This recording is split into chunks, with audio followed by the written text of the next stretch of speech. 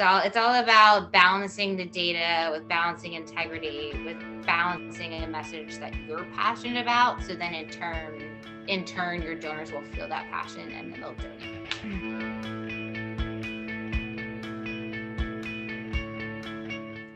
Welcome, everyone. I am so excited to be here today with Megan Staples Jacob from the Children's Scholarship Fund Philadelphia. Megan, thank you so much for joining me today. Yes, it's great to be here. I'm really excited to be a part of this conversation. So we are talking about donor retention specifically today, but first, just tell everyone a little bit more about you and sort of your history and journey to your current role, your organization, just to give us a little snapshot of what brings you to the conversation.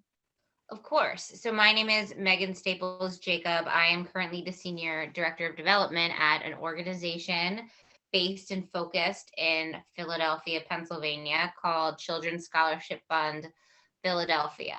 And what we do is we provide scholarships to students in the K to 8th grade.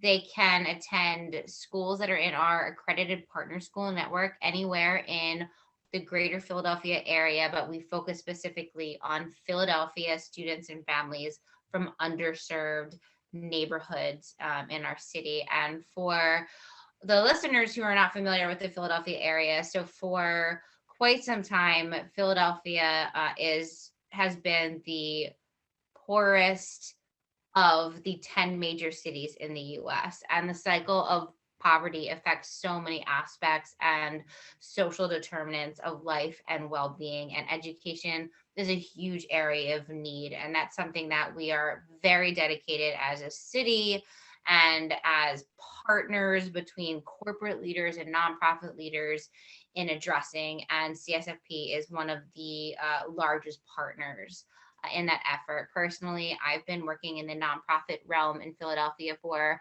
over 13 years now, both in the education and human rights space and also arts and culture. So I love this city. I think we have a really unique philanthropic landscape, and that's certainly helped the way that we address donor relations here at CSFP.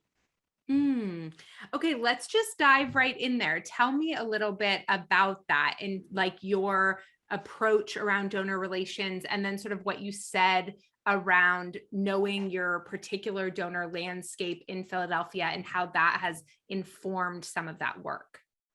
Yeah. So Philadelphia is a city of neighborhoods. And I know people say that a lot about a lot of cities, but it really is both geographically and historically. We're really unique in that we have a lot of data to show that people who grow up here tend to stay here. We are also the city of meds and ed. So we have a lot of influx with graduate students attending our local universities. And we have a small, strong cohort that stays. So what really happens here is that is a hotbed of philanthropic activity as people who were born and raised here and care about the issues here grow up and experience success, and people who come here and want to set roots here want to establish their own philanthropic endeavors. So it's a really active, and it's always been a very active philanthropic community, and we've really seen that grow during the COVID-19 quarantine and pandemic. I think I can't speak to other cities, but Philadelphia in particular, really, the philanthropic community really dug in and addressed the issues at hand. I saw a lot of emergency funds across large institutions in Philadelphia, a lot of campaigns meeting their goals. So we have a tight-knit community of people that really care about issues. So the positive is that we are well poised to launch campaigns and initiatives and see positive outcomes and be almost familial with our donor community. I think the downside there is everyone knows each other and the circle is really small. So you do have to be cognizant of that as you're interacting with donors and prospects. What do you mean by that? So it's very surprising how everybody knows each other. So I think the first go-to platform for any director of development is a wealth screen engine Mm, or a networking software tool. So we utilize that at CSFP, of course, but you don't really need that in Philadelphia. You need one or two key stakeholders who are well ingrained into the philanthropic community who can tell you the 6 degrees of everyone in Philadelphia. mm, It's a town of towns. It's a city of neighborhoods. And that expands into the suburbs. So everyone is really well connected.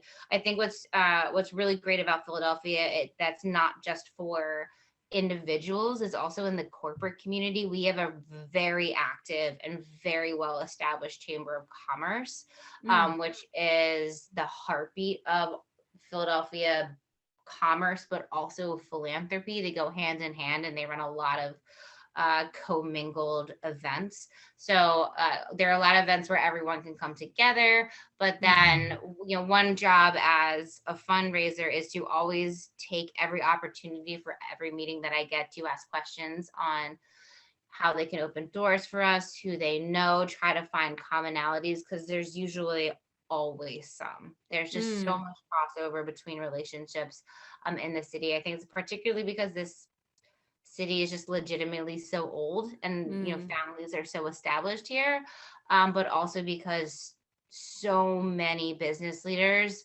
grew up here, and I think mm, it's disproportionate to other cities. I think that we have a larger percentage of business leaders here in Philadelphia that come from the Philadelphia area than you'll find in most of the major top 10 cities. In fact, I know that because we did a mm. study a few years ago.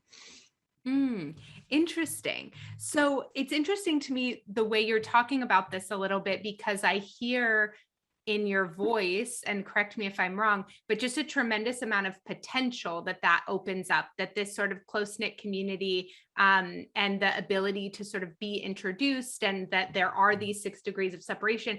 I hear you saying all of that through the lens of like opportunity and possibility. And I think that's something that's actually, I just sort of want to flag as something that I think is really special and wonderful, because I feel like I've heard other folks talk about situations like this, and their focus tends to be on the small close-knit community, Mhm. leading to a scarcity mindset that everyone's going after the same funds and there's only Right. so many people. And you didn't say any of those things, and I love that. So what's your reaction even to hearing me say that? Yeah, that's a really good question. And I think you hit the nail right on the head, is you have to approach it with positivity, because there is so much crossover. So one of the things that I really love, and I know this is getting away from the topic of donor retention, but one of the things I love about Philadelphia is, for the most part, as fundraisers, we all work together. So we attend each other's galas and events, Mm, and we share information. We have networking circles because there's so much crossover. And there is also so much wealth in Philadelphia, mm, that because someone donates to three other organizations doesn't mean that they're not a good candidate to donate to your organization. You just have to make sure that you're matching their vision and values. So I think you will see, if you come to Philadelphia and you look at a couple of donor lists, or you look on the plaques on the wall, you'll find very familiar names. It's not uncommon. It's very well known. And we also have a lot of joint events. So you'll see mm, an arts and cultural organization partnering with a youth organization and having joint donor events. You have to play the card that you're dealt, I guess. But it creates a collaborative community. I wouldn't say that we're competitive at all, from my experience. Wow, I think that's really special. And I actually think it is really related to donor retention in a lot of ways, because I mean, it seems actually like you are navigating donor relationships and donor retention in what some might consider to be a more challenging environment. And so I actually think it's a really awesome way to sort of look at how you think about donor relations through that framework, in the sense of like everybody knows everybody.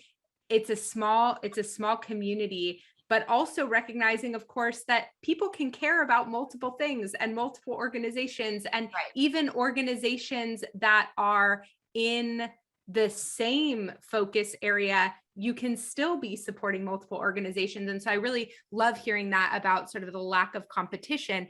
And it also makes me wonder, you know, because you perhaps do have a more like insular community, do you feel like that's been part of why you've been able to focus perhaps a bit more on donor retention as opposed to like being wooed by all the shiny object donor acquisition strategies? Yeah, that's an interesting question. So I I come from a background of being an annual fund manager, an annual giving manager. So I certainly have a lot of experience in acquisition strategies, working on a larger scale. My organization that I represent hasn't done that yet, and we're actually thinking about doing that in the coming years because we're entering a major growth spurt. We're 20 Mm. years old, and we have a lot of exciting strategic and fundraising initiatives around our anniversary. We have a very high average gift right now because we're primarily funded through corporate and institutional giving. However, we have a strong and mighty individual donor base that is growing and growing and growing because we paid more attention to that. So I think there are a couple things is for our major donors, like what you sometimes consider the shiny objects, or probably shinier our prospects. They're quite manageable because each one of us as fundraisers, we're a department of four right now. We have our portfolio, so we make sure we're covering everyone and they're being treated as friends of the organization. But then we have our larger annual donor base, which we're able to make personal touches all of the time. And that's something that my team instituted. We're all relatively new. We all started within 2 years. And I'm really fortunate that donor stewardship is a huge priority for each and every one of us. So we've been able to carry out some of the initiatives that I feel really passionately about. So we make sure that even in the busiest of time, when our gift report goes out on Monday, it's confirmed that everyone's received their thank you letter, and within 48 hours, everyone will get some sort of personal touch point from one of our fundraisers in the method that they choose. So it's genuine. So, like, examples of that is my president and CEO has really gotten into video messages. So she'll record a message on her phone. She'll upload a link to me. I'll send her a link. She'll shoot an email to someone. It's super easy. You take 20 minutes. We give her 10 donors. It doesn't take a lot of time. I personally I'm really old school. I like handwritten cards. So I make sure that I just have a stack on my desk every time. And then my two direct reports really like emails, but they're great at it. So their emails are heartfelt. They have links and resources and story families. So I think one of the benefits when you're talking about donor stewardship and donor retention is if you're excited about what you're communicating, your donors will feel really appreciated. So getting out the templates, doing something that's good for you, it'll have integrity and will feel like the donor actually heard from a real person. I think that's the challenge in this day and age is people can tell when a template is a template. And I think so often they assume that it's being pushed out from an email blast, especially during the pandemic when that activity has spiked. So the more donors can feel like an actual human saw their gift and is saying thank you, the more valuable that is in whatever way, shape, or form, medium, or type of outreach you have. In terms of acquisition, right now our acquisition is purely organic, but we are going into experiment with more traditional forms of acquisition. And we also have a pretty extensive list co-op network in Philadelphia. So those are things that we'll be exploring in the future. And I'm really curious to see what our retention will look like with the new donors. So for right now, our new donor retention is really strong from the first gift to the second and third because we have organic acquisition. So I'm very curious to see how that changes, what we'll learn about ourselves, and Mm. what we can improve as we go to more traditional marketing based acquisition campaigns. Mm. Do you have the numbers around your retention between first and second, or second and third gifts? Yeah, I actually do. So the first and second gift acquisition is 62%, which I'm really excited about. The We have some work to do with with the retention between the second and third gift. It's a little bit lower. It's about 42%. But that also is affected by a program that is called the Pennsylvania Educational Tax Credit Program. So we do have an option for donors to participate through that program. So you give to us and you receive tax credits for your state taxes and returns. So sometimes Mm. we lose donors just because their tax liability changes. So there is a Mm. portion of our attrition that we can't control. But what we instituted 2 years ago, or sorry, not 2 years ago, 1 year ago, is we segmented every donor so we can better track that. So we can say who is a true annual fund donor and what is their retention, who is giving through this initiative, who is giving through corporate Mm. giving, so we can better track that and learn from past years with donor experience. I will still say we have some work to do on the second to third gift. We've instituted some improved newsletters. We experimented last year with the "Hey, why haven't you given us to us Mm. lately?" survey. So we took a test group of donors who hadn't given in 16 months and Mm. checked in. So my team and I split up the list, and the message was along the lines of, "Hello, I'm your CSFP liaison. I'm very curious to hear what your reflections are of us. I've also Thank you so much for your past gifts. I've noticed that you haven't given in the past year or so. I'm curious if there's something that we can do, or if there is a particular reason that you chose to give somewhere else," and start to collect feedback. And that worked really positively. We reactivated some donors, and we also got some really honest feedback, and that's the best feedback you can get, because Mm. otherwise you're just analyzing data, and that can be limiting in some regards. Mm. How, you don't have to necessarily share the specific feedback, but how has some of that feedback changed some of your donor relations strategies moving forward? That is an excellent question. So the quick answer to that is that we need to do this every year. And we should Mm. be doing it with every lapse donor, because I think sometimes the helpful feedback is take me off your list, right? So that we're not Mm. spinning our wheels, and we're also not irritating people who no Mm. longer can support the organization, or maybe gave because of someone else. But if it wasn't a tribute gift, we don't have that data to track it. So I Mm. think that's really helpful. We also learned that maybe we're not communicating as much as we think we are. We get in our heads Hmm. as fundraisers, like we know everything that we're sending, but that doesn't mean donors are seeing all of it. And another really helpful piece of feedback that we received is, so since we're a scholarship organization, we are an informed organization, and we're very data driven. So Mm. sometimes we can fall into the trap of our communications being very data oriented.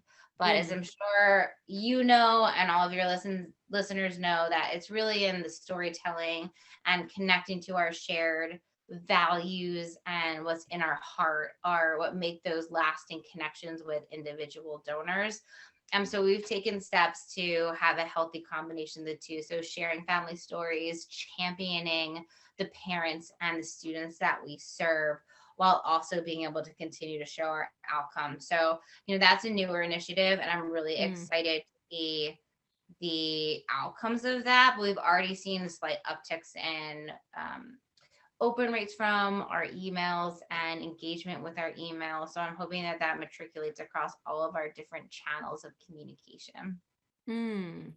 Okay, I love what you said about how often we don't really understand what the communication feels like on the other side. And we are thinking about all the emails that we've sent, and the donor just does not have that in their head. In fact, so many donors don't even know when they gave, how much they gave. And actually, something I've heard a lot recently in just sort of anecdotal experiences, and I'm curious what you think about this. I've heard so many people say to me recently, I gave less last year than I thought I did. Like when I was doing my taxes, I realized I actually gave a lot less. I'm curious about your experience with that, and if you all have a strategy to sort of prepare for that before end of year, if you work that into your retention strategy at all. Yeah. So at Children's Scholarship Fund Philadelphia, we do look into that really carefully, but I think we're new at that. So we're still learning a lot. Our database of record, Donor Perfect, has this really wonderful report that I can pull at any time that shows donor activity and helps me break that down a little bit. But some of the things that we do on a regular basis is that we make sure that we still have, I mentioned this before, but we make sure that we still have the personal contact. So we look at everything en masse because you have thousands of donors, and you have to be making sure that everyone is getting every communication. But we do have targeted donor surveys. I haven't ventured into the emailing everyone the donor survey because that's a massive undertaking, but we'll take a small group of 20 donors and we'll send visit requests or phone call requests and get their reflections. I mean, how often do you, like, with open-ended questions that are hopefully not leading, how often do you hear from us? Do you hear from us enough?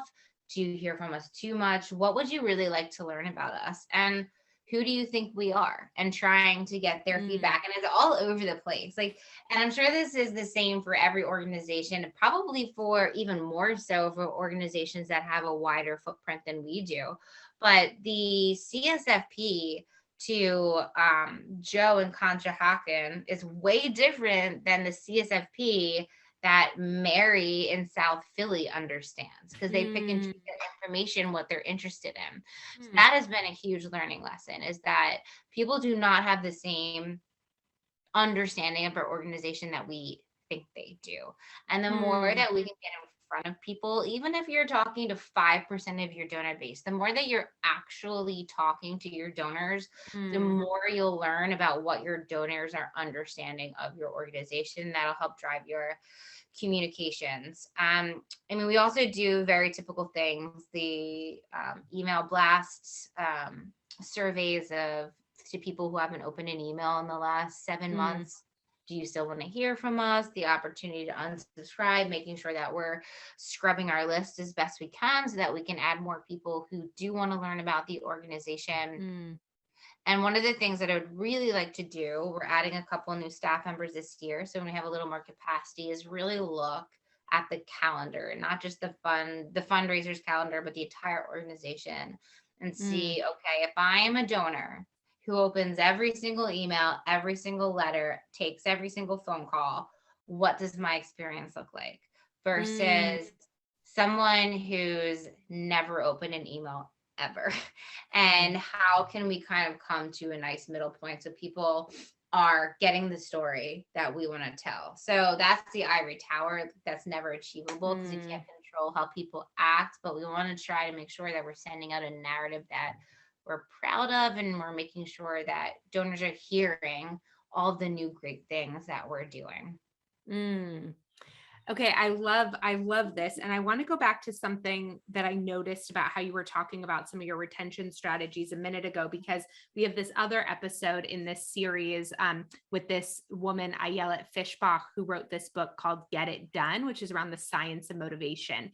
And in that conversation, we talk about this middle problem and how motivation really typically wanes in the middle of anything, right? Whenever you start some new campaign or new project, there's this excitement at the beginning, or the first few donations that come in feel so big. And then there's like this kind of long, like wah Yeah. wah phase, right? And then we feel all the motivation at the end. And for me, this is super interesting to think about in regards to donor retention, because like you have been sort of alluding to and sharing, you're doing a number of things right now that you don't know how it's going to go. Like you keep saying, like, Yeah. I'm excited to see this and I'm excited to see this. And so will you just talk to me like on a personal level, how do you manage and navigate some of the uncertainty that comes with fundraising, that trying something new? Like, how do you keep yourself motivated to be taking actions that you believe are going to show that return down the line, but you don't necessarily get the data validation in the moment? Yeah, my silence only because that's an excellent question. I mean, I think I'm just always so excited to see the outcome. And I think that's partially because so much of my background was in mass marketing to donors and in annual giving, that I'm okay with initiating a strategy, knowing that the tail is really long and it'll take some time to figure out. And that's kind of like exciting going into the unknown. I really like messaging strategies. So I'm constantly changing strategies where it makes sense. But in terms of your question about the middle, I think if you yourself find your own why for why you're a part of the organization that you represent, or if you're on a board, same thing, or if you care about anything, if that why, like, why do I represent you? Why does this need exist? Why are we even doing this? You'll find new ways of making things exciting for donors. Like for me, at Children's Scholarship Fund Philadelphia, I mean, we had a major opportunity that was otherwise would have been a little bit of a lull period because we were in a planning phase where we got a new executive director. And that was really exciting. And, it's not tied to programs, but people want to hear the vision. And so we work for a youth organization or a youth focused organization.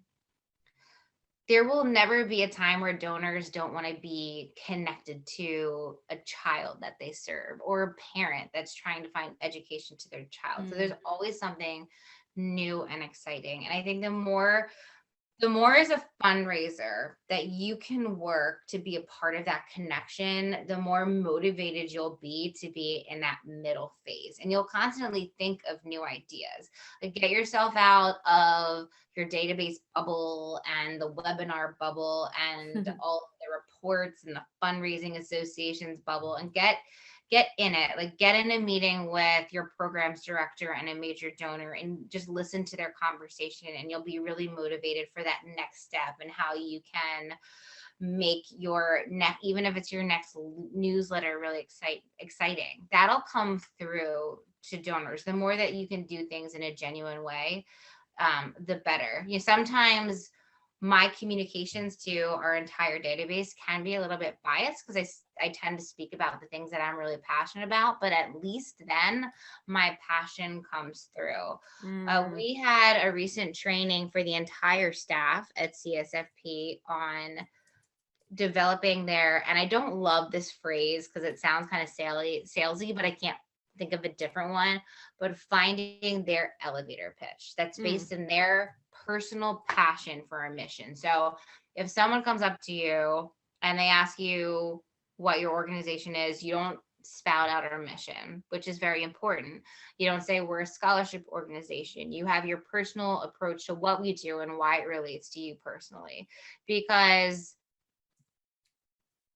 people give to people interact with people. If you hang up with a donor, you are their lasting impression. So why don't you communicate what about your organization it is that you're passionate about?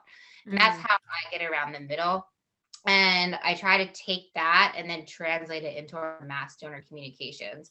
A key example of that is we're about to kick off our annual fund for the new year. So our fiscal year follows the calendar year. And we're in a bit of a middle phase right now. We're in a lull. Like we had a big growth phase last year. We're about to enter another new initiative that we can't announce yet. So it's, what do we say in this letter? What's the sense of urgency? What's the excitement? So we had to do an exercise in getting back down to our core values. And essentially, we need donors to give, because without these gifts year after year, students aren't getting an education. And while that may not be shiny and new, it's incredibly urgent, and there's a huge need for it. So what we did is we just turned the letter back to parents. All of our donors are very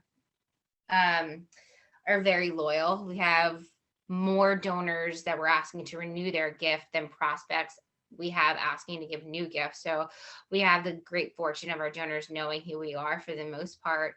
So we can skip over a lot of the intro copy and language, and we can get into the heart of why we even do this in the first place. So we took our keynote or a key event, which is called Lottery Day. And that's a celebration of all of the new scholarship recipients. So volunteers come together and they make calls to families and let them know the good news that their children are getting scholarships to the schools that best meet their needs. And so our first kickoff annual fund letter is a whole series of parent experiences from the last Lottery Day. And then we circle and tie that back into why we need gifts year after year, no matter what phase of growth we're in. So obviously that letter hasn't launched yet, so I don't have data, but I'm excited about it, and I have a lot of confidence in it because I think it's a unique approach. And I think that is I'm proud of that way that we kind of got around the lull of, we don't have any big goal to announce. We don't need, X amount of donors to make this goal happen, but we need donations to make CSFP happen. And that's a real thing. So that's one way that we got around it specifically this year. I hope that answers your question. It does. And actually, I think you also highlighted this other piece that I talked about in the other episode, or that I learned about really in the other episode, which is, this idea of incremental goals. And I think sometimes when we think about incremental goals, we think that they all have to be numbers or data. And I think so we think about a campaign, we're like, okay, well, we can set incremental goals around how much we bring in the first week, second week, third week. So we're constantly tracking against those goals. And then maybe we don't lose, the focus just on the big goal at the end. But I think, or find have the middle problem because of just the big goal at the end, which I do think that's important too. But I think what you're also illuminating is that sometimes the goal is just around the intentionality through which you take a certain action. So maybe the goal is like the experience you want your donor to have when they read your next newsletter, or your goal is like how you want to deepen your understanding of the relationship of like how your organization runs a certain program and why this donor is like so excited to support it year after year, right? I think sometimes we get so stuck in, or we make so many assumptions, and this is just a natural thing our brain is doing, right? And instead of getting really curious, and what I hear you doing as maybe just a natural part of who you are, but I want to sort of highlight it as a strategy for folks, is like, one, you are using a ton of curiosity, which we talk about on this podcast a lot as one of the number one things to keep you in what I talk about as anabolic energy. So more of that flow state and that momentum and motivation, right? Curiosity is such a tool to help keep us there. And you have demonstrated it in so many ways just in the last 30 minutes of this conversation, right? Which is just awesome to see in practice. And then I think you also are taking a certain amount of time to be really intentional about, well, what's the point of even like doing this thing? And instead of just, because I think sometimes when we get stuck in those template emails, it's because like we're just looking a mile away and we're like, well, I'm like, I have this goal, and part of that goal is sending 12 newsletters a year. And so how am I going to get those 12 newsletters created as quickly as possible to reach hopefully that end goal, instead of being like, what is the point of March's newsletter to like our community? Like, what's the actual point? What's the actual goal? What's the experience we want people to have? So I just want to sort of double click on like some of the pieces that you said there. And then I also want to, because you said this very quickly, but I want to go back here because I'm curious if there's something there. So you all have a new executive director. That's a big transition. For many organizations, that transition makes them concerned about donor retention. I didn't hear any of that from you. Talk to me about that. Is that something you've been considering or thinking about or not thinking about and why? Just like tell me where that lands with you. Yeah. So we actually have seen tremendous success with the woman who has come on as executive director. In fact, she's grown and bounds and has made this organization grow leaps and bounds that the board just changed her title to president and CEO. So now we have a president and CEO of Children's Scholarship Fund Philadelphia. And we didn't actually see any dips. And I can't take credit for it because she started 4 months before me. Her name is Keisha Jordan. And so a lot of things had been underway to make her announcement. I feel what made that transfer really successful is the board, specific members in our board took a lot of responsibility to introduce her in the right way.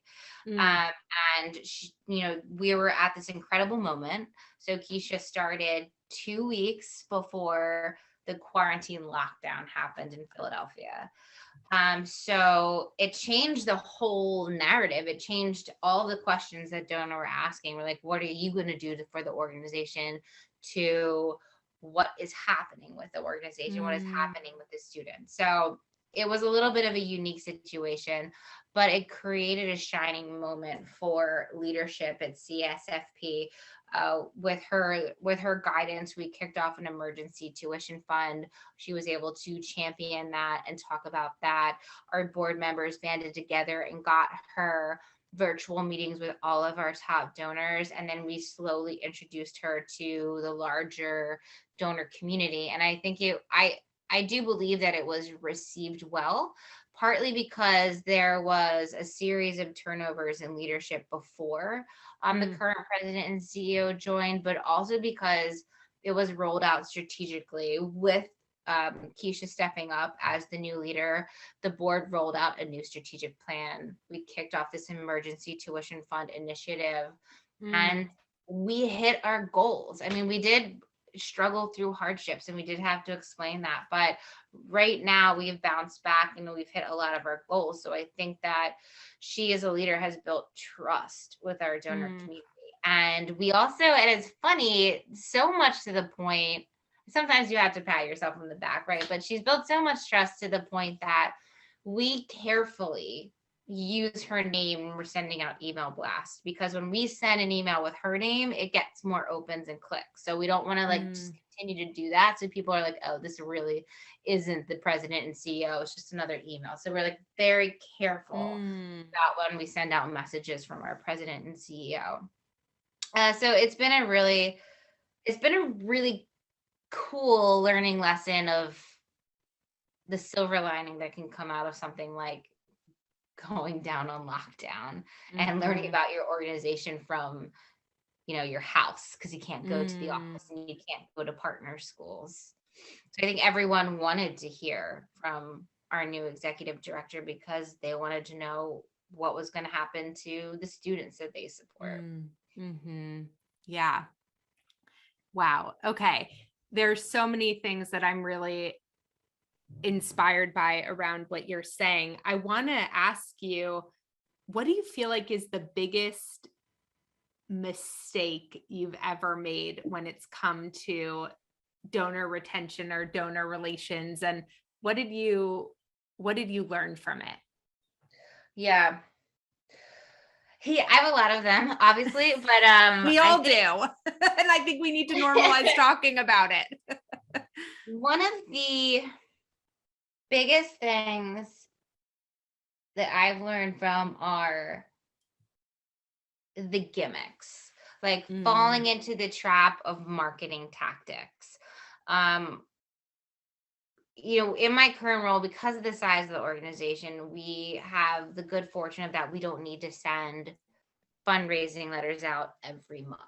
However, larger organizations that I have been a part of, like that's an absolute necessity and it's the bread and butter of how you fund your mission, and you can very easily fall into the trap of marketing tactics and what can sound really gimmicky.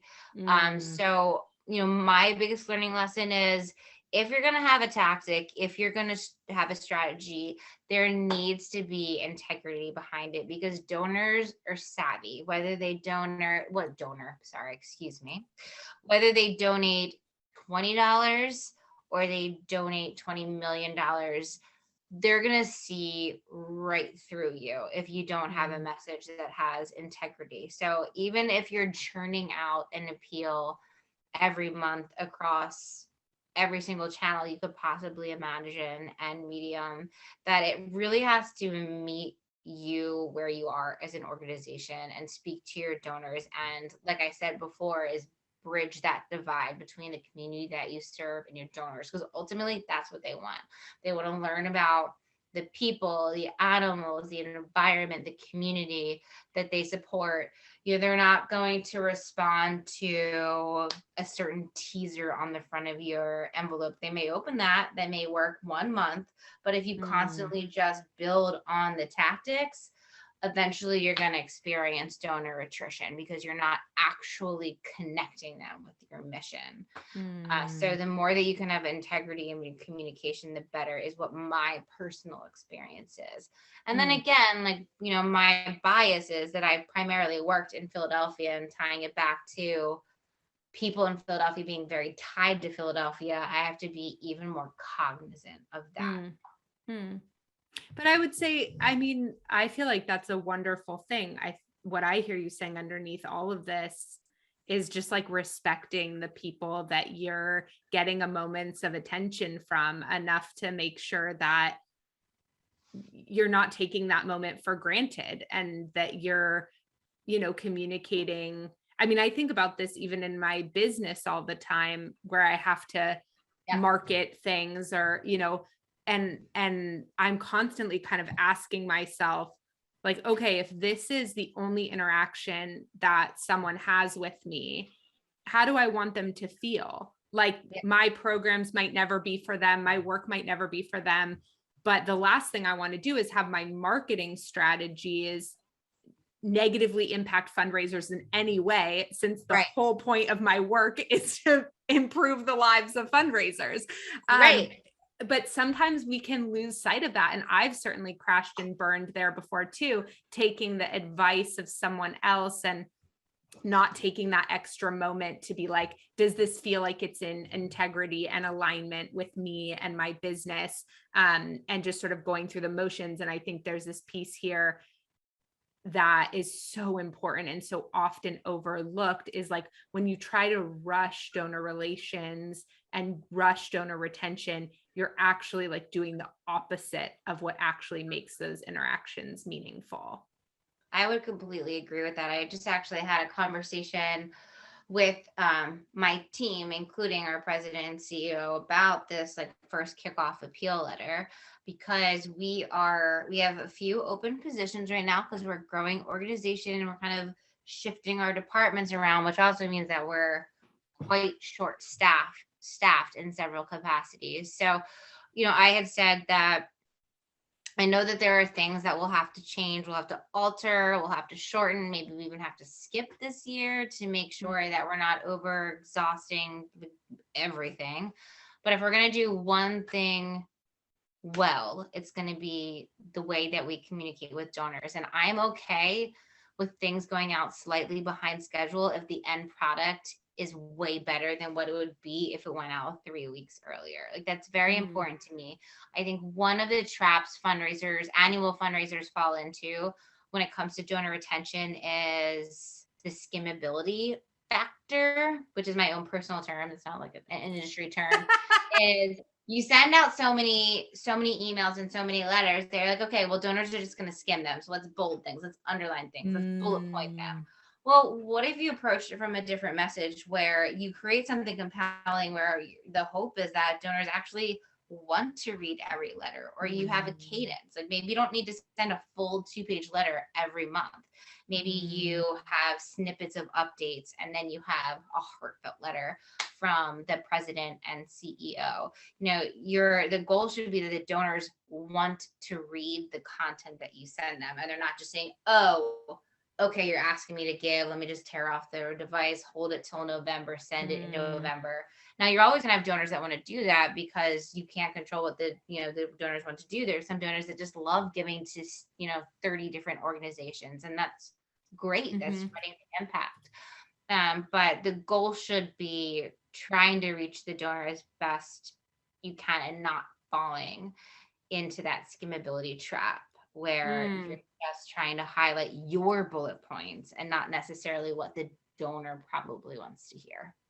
You want to teach inside my course? That's what we talk about. Exactly that, about sort of alignment and communication being through the funder lens. And so I really appreciate you sharing all of that. And I also think there's something you said that really aligns with something I teach a lot one-on-one, but I haven't talked about a lot publicly, is like how every sentence you write, the goal is to get people to read the next sentence. And like and I do this a lot with folks when I coach them around job search stuff, and people look at their cover letters and they want to put everything in their cover letter. And it's like the goal of the cover letter is for them to want to take the next step. If they have a question about that thing, guess when they'll ask you? In the interview. Like, you don't need to actually have everything in there. And same with a donor outreach email. It's not about writing 45 pages in the donor email. It's about how can you connect with that donor, write to them through what they care about through their funder lens to inspire them to take the next step in that engagement, whatever that next step is. And sounds like that's what you're talking about too. Yeah, and I also acknowledge that's a huge challenge. It's really hard, and it involves a lot of managing up. Every single step of my career, I have been faced with the scenario is you write what you think is a fantastic, get to the point, powerful 275 word appeal. You send it off to your managing director, director of development, executive director. They add 7 paragraphs, send it back to you. You're like, now this is good to go. And you're like, oh no. And it always depends. Like you have to serve your community, and you have to serve, the person leading the organization. So sometimes you have to make things skimmable. We do it every day. I do it every day. But sometimes you have to step up as a fundraiser and say, I've been practiced. I know what donors want. And I think that if we kick it off with this powerful message that we've tested already and we know resonates with donors, that we can actually include all this other great data and content and tons of pages into the link, like into the landing page, and it can help drive donors to the donation page. So there's always positives to everything. So it's, how are you taking all that great content and prolonging the interaction and the engagement with the donor? So the ultimate, like the best experience, the ultimate goal is that you get a donor that receives a letter, and then they receive an email, then they open that email, they click that link, they go to the landing page, they make a donation, and then they get a slew of resources and information in their follow-up email after they make the donation. So you can spread that content wide. But it's not an easy conversation to have with someone that is your supervisor. But the more that you can learn about donor retention and learn from other organizations that have made that mistake or have gone through those growth challenges and those learning curves, the more empowered you are to explain what donors want to hear and how they want to hear it. But it's always tough. It's always hard, especially if you have a leader who doesn't come from the fundraising world, because the leaders of organizations come from all different backgrounds. Sometimes they come from programs, sometimes they come from fundraising, sometimes they actually come from the corporate world. So you're serving a lot of different audiences all at once as a fundraiser, while working towards one very common ubiquitous goal. It's a challenge. It's hard. Plus we wear like 17 hats every day. So it's all about balancing the data with balancing integrity, with balancing a message that you're passionate about. So then in turn, your donors will feel that passion and then they'll donate. I love it. I love it. And I'm really glad you said that part at the end, because you're right. It's never happening like in a fishbowl. It's happening like connected to all these other pieces. So I'm really glad that you said that. Okay. Tell us where you want folks to go to learn more, to connect with you if they're interested, if you're open to that, or to learn more about Children's Scholarship Fund Philadelphia. Yes. Thanks so much for that. I am so excited to be at my organization. I feel like such a nerd whenever I talk about CSFP I mentioned this at the beginning, but Philadelphia has an incredible issue of just the constant pandemic, even if you want to say endemic, of the cycle of poverty in our city. I think it's because, we're such an insular community and we have neighborhoods and zip codes where the local school options are actually in the bottom 15% of schools on the performance range in the state of Pennsylvania. And parents are faced with limited to no options for quality, safe education that meets their children's needs. And we address that. So through an inclusive annual lottery, we award anywhere from 2,000 to 2,500 new scholarships to families looking to place their students in schools that meet their need every year. This year, we served over 5,400 students annually, which is our largest rate ever, and still the need persists. And I just can't think of anything right now, especially where we are, more powerful than allowing a mother to send her kid to a school that's safe, that the child enjoys, and that the child is thriving and finding success. So if you want to learn more about that and all of our achievement data that's behind the work that we do, you can go to csfphiladelphia.org. It's really easy to find. So csfphiladelphia.org. My name is Megan Staples Jacob. I'm on LinkedIn. Please connect with me. I've also worked at 5 other organizations, all in Philadelphia. So if you ever want to meet with me and speak with me, I love networking. I'm a fundraiser, so I love meeting people, and I would welcome any conversation. Awesome. Thank you, Megan, so much for joining me today. I'm so grateful. Of course. Thank you for inviting me.